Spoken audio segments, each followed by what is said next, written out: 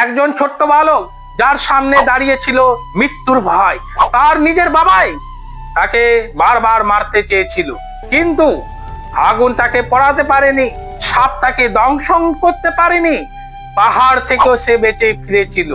শেষে একটি স্তম্ভ ভেঙে অর্ধমানব অর্ধসিংহ রূপে ভগবান নিজে আবির্ভূত হলেন এবং সেই অসুরকে ধ্বংস করলেন। কেন ভগবান নিজে এলেন? সে বালক কে ছিল? আর আজকের দিনে আমরা কি শিখতে পারি? আজকের গল্প আপনার বিশ্বাসকে বদলে দেবে।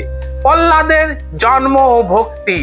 এই গল্পের শুরু এক অসুর রাজা হিরণ্যকশিপু। তিনি ছিলেন অত্যন্ত শক্তিশালী, তপস্যা করে ব্রহ্মার কাছ থেকে বর পেয়েছিলেন, কেউ আমাকে মারতে পারবে না, না মানুষও না, না পশুও না, না দিন না রাত, না অস্ত্র, না ঘরের ভেতরে, না বাইরে। এই বর পেয়ে তিনি অহংকারে ভরে গেলেন, নিজেকেই ভগবান ভাবতে লাগলেন। কিন্তু তার নিজের ছেলে প্রহ্লাদ, সে ছিল সম্পূর্ণ আলাদা। শুধু সে ভগবানের নাম জপ করত, ওম নমো ভগবতে বাসুদেবায়। হিরণ্যকশিপুর অত্যাচার। হিরণ্যকশিপু রেগে গেলেন, আমাকে না মারলে বাঁচতে দেব না। তিনি নিজের ছেলেকেই বিষ খাওয়ালেন, আগুনে ফেললেন, সাপের মধ্যে ফেলে দিলেন, পাহাড় থেকে ফেললেন, কিন্তু কিছুই হলো না। প্রহ্লাদ শুধু বলতো, ভগবান আমাকে রক্ষা করবেন। বিশ্বাসের পরীক্ষা। একদিন হিরণ্যকশিপু জিজ্ঞাসা করলো, তোমার ভগবান কোথায়?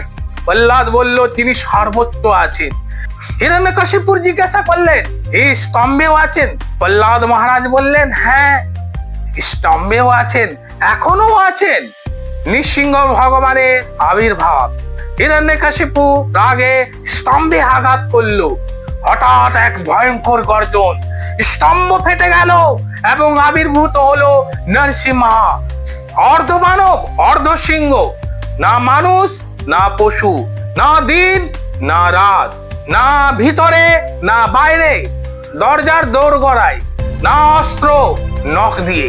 তিনি হিরণ্যকশিপুকে কোলে বসিয়ে তার নখ দিয়ে বধ করলেন। ব্রহ্মার বর নৃসিংহদেব ভগবান নিখুঁত রেখে ভেঙে দিলেন।